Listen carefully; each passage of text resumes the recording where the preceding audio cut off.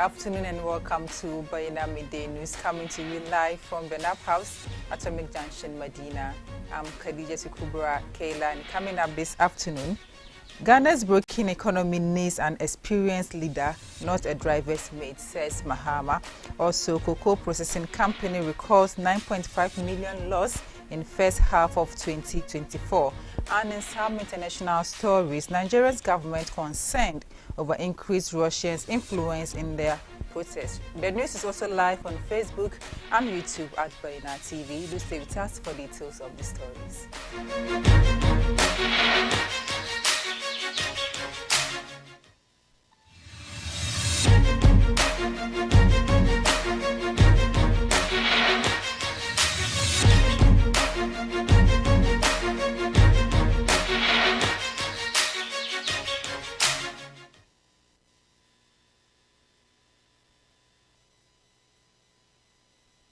Thank you for staying with us. Now, starting off with some political stories. The flag bearer of the National Democratic Congress, John Dramani Mahama, says Ghana requires an experienced leader to address the current economic woes. He contends that a trusted team is needed to spearhead affairs to change the economic fortunes of the countries and not an experimental leader. Speaking to the people of Sandema as part of his Upper East Region campaign tour, Mahama stressed that the NDC must be given the nod to fix Ghana's broken economy. He said this is a time when Ghana needs an experienced driver and a driver's mate. He said the time is for expertise because the situation requires trusted and tried people who can turn fortunes of the country around. According to John Mahama, the young people have no more time to waste on experiments and will not accept any leader who wants to be tried, adding that the time for experimentation is past.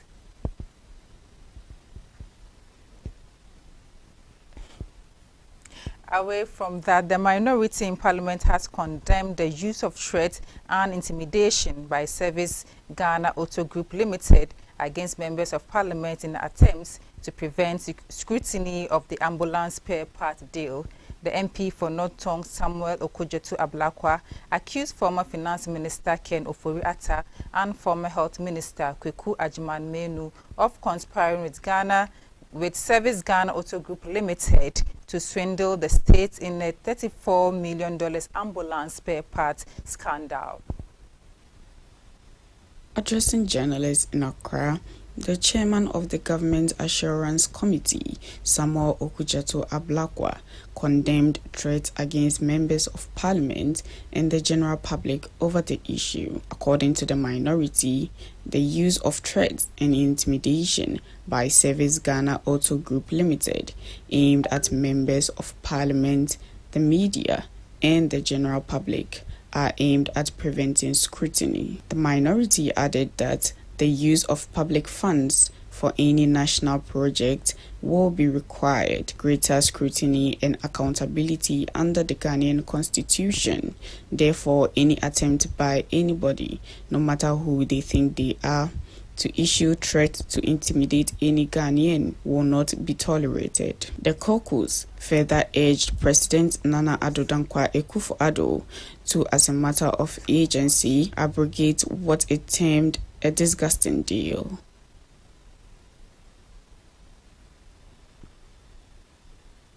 Well, in business, the Commander Sugar Factory has failed to produce sugar and is currently rusting away after 6 years of commissioning.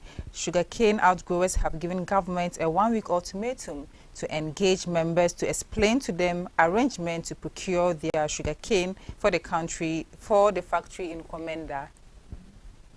Executives led by their national chairman Samuel Mensah held an emergency press conference to express their strong disapproval of the government's decision to import semi-refined sugar for the operation of the facility without first engaging them. They have also called on the Minister for Trade and Industry to explain the decision and outline how they plan to buy their sugar cane to complement the imported semi-refined sugar. This comes after the Minister, K.T. Hammond, announced announced plans by the government to lease the Komenda Sugar Factory to West Africa Agro Limited, an India-based firm, for a renewable term of 15 to 20 years, according to the agitated outgrowers. If the government fails to engage with them, they will mobilize their members to campaign against the ruling government. The secretary of the group, Nana Ando Desith, who also spoke, said that as sugarcane outgrowers, they were expecting the government to purchase the sugarcane already in the system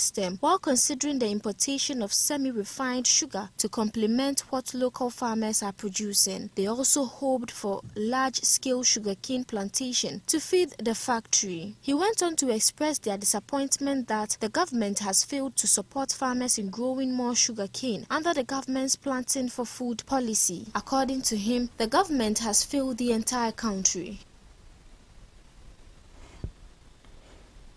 Also, the financial woes of the state-owned Cocoa Processing Company Limited have deepened, with the firm recording a loss of $9,568,898 in the first half of 2024, up from $9,155,700 during the same period last year. This marks a 4.5% surge in losses. The increase in losses is attributed to escalating operational costs, especially in selling, distribution, and financial expenses. According to its 2024 unaudited financial statement, CPC's total revenue for the first half of 2024 declined to $20,198,703, down from $24,184,099 in the first half of 2023, reflecting an 8.2% decrease. Additionally, the company's production significantly dropped during the period under review. Cocoa beans processed plummeted to 2,886 metric tons from 6,614 metric tons in 2023. Semi-finished product packed fell to 2,239 metric tons from 5,425 metric tons, and confectionery product packed also declined, recording 1,049 metric tons from 1,418 metric tons. To address its mounting challenges and steer towards profitability, CPC has secured a commitment from Cocoa Board to continue supplying cocoa beans to meet its operational needs. Crucially, Cocoa Board will not demand repayments in a manner that jeopardizes CPC's operations. The Board of Directors have implemented several measures aimed at turning the company around and achieving profitability. These measures include cost cutting, investing in infrastructure and machinery, and expanding the revenue base. In a bid to bolster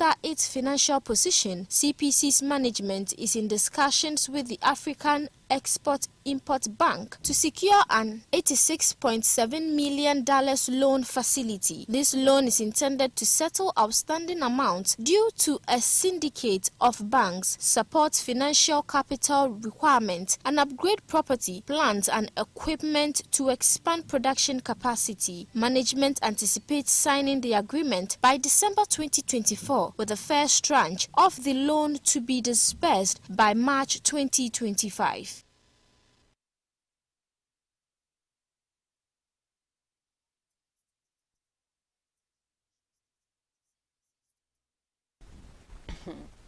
And now in some international stories, concerns are rising over the influence of Russia in the ongoing demonstrations in Nigeria. Some protesters have seen waving Russian flags as they demonstrate in various states in Nigeria. Authorities in the countries have termed the act as to the country as sovereignty. The Russian embassy in Nigeria has distanced itself from allegations that it's influencing the demonstration. Protests against economic hardship have persisted in several Nigerian states, despite the president calling for an end to the demonstrations that have faced a crackdown from security forces. At least 13 people have been reported dead in the protest, which began on Thursday against the West African nation's worst cost of living crisis in a generation, and against the corruption and alleged bad governance that have stifled its development. Nigerian security forces have been accused of using excessive force in the protest. On Monday, President Bola Tinubu met with security chiefs in Abuja's capital, and curfew was declared in northern Kaduna State, the 6th state to take such a measure since the protests began after reports of looting. The cost of living crisis is fueled by surging inflation at a 28-year high and government economic policies that have pushed the local currency to record low against the dollar. Tinubu on Sunday said his government was committed to addressing citizens' concerns, but he provided no plan, according to the Lagos-based SBM intelligence research firm. A few protesters were seen waving Russian flags over the weekend and again on Monday in northern Nigeria, whose population is among the worst affected. The Russian embassy in Nigeria denied any responsibility, saying in a statement that the flags are personal choices of the protesters and do not reflect any official position or policy of the Russian government. Nigeria's military chief, Christopher Musa, has warned that the Russian flags being waved constitute treason and will be treated as such. Pro-Russian sentiments have been growing in parts of West Africa, where Moscow is increasingly welcomed by militaries that have staged coups and severe ties with the West. One is in Nigeria's northern neighbor Niger, where French and American troops have been asked to leave, and Russia has been chosen as a new security partner. On Sunday, Tinubu warned protesters not to let the enemies of democracy use to promote an unconstitutional agenda in Nigeria, which currently holds the rotational chairmanship position of West Africa's regional bloc. Nigeria's security service said it had apprehended some tailors in northern Kano State and said were responsible for making Russian flags being distributed in the area. It said an investigation was ongoing.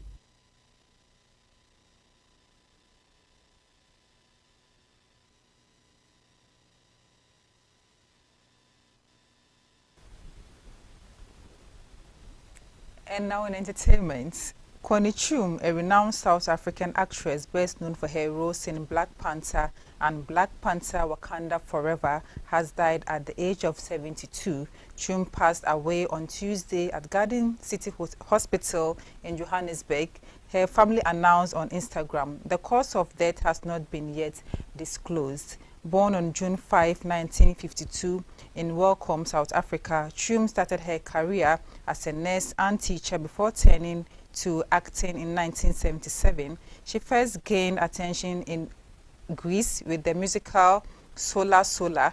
In South Africa, she became well known for her role in the TV series Inkum in 1989. Chung's notable roles included Mamokete Kusi in Rhythm City and parts in numerous other projects such as Warriors from Hell, The Line, One Dream of Africa, Yuzo Yuzo, and Zone 14.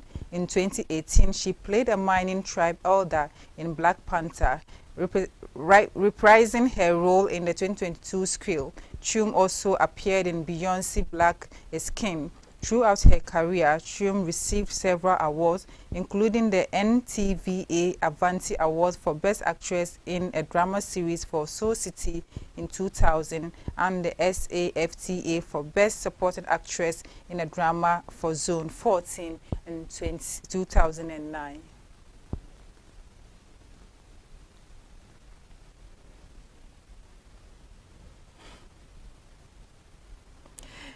And now in sports, Ghana winger Kamaluddin Sulemana has been ruled out of Southampton's season opener in the Premier League against Newcastle United. The 22-year-old has picked up an injury and will miss the trip to St. James Park on August 17, 2024.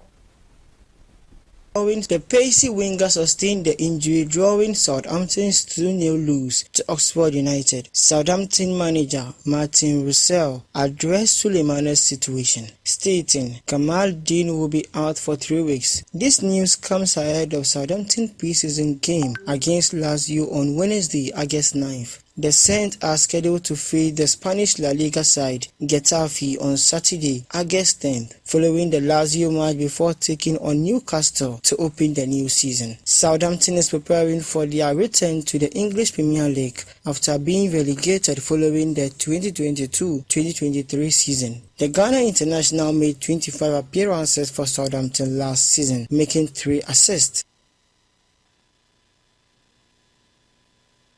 So we have for you in our midday news. For more stories, log on to our website, bainamultimedia.com. I'm Khadija Kubra Kailani. Have a good afternoon.